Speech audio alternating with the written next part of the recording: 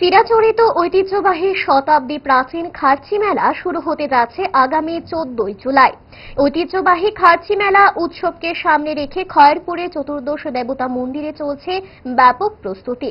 মন্দিরকে নতুন রঙে রাঙিয়ে তোলা হচ্ছে, আলোকসজ্জায় সজ্জিত করা হচ্ছে। এক কথায় গোটা এলাকায় সাজু সাজু রব। প্রতি বছরের ন্যায় এবছরও খার্চি মেলাকে কেন্দ্র করে মেলার আয়োজন করা হয়েছে।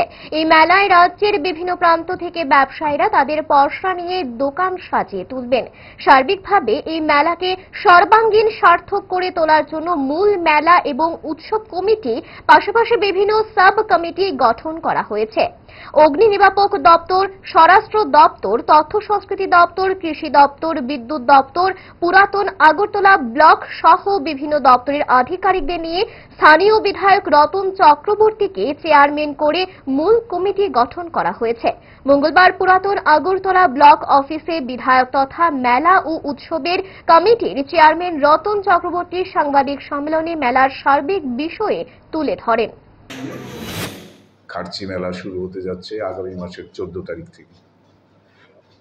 তো যেহেতু এটা একটা বিশাল সময় নিয়ে এই মেলা এবং পুজো অর্চনা হয়, তো সেই কারণে এটা প্রিপারেশনও অনেকদিন আগে থেকেই শুরু করতে হয় এবং সেইভাবে সরকারের সমস্ত দপ্তরগুলোর এখানে ভূমিকা থাকে।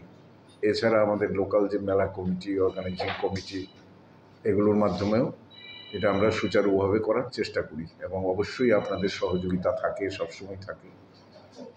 তো এবারও হবে 14 তারিখ 11:30টায় আমাদের মাননীয় মুখ্যমন্ত্রী প্রফেসর ডক্টর মানিক শাহ মহোদয় এটার শুভ উদ্বোধন করবেন এবং উপস্থিত থাকবেন আমাদের বিশেষ অতিথি হিসাবে মিনিস্টার সুশান্ত চৌধুরী মহোদয়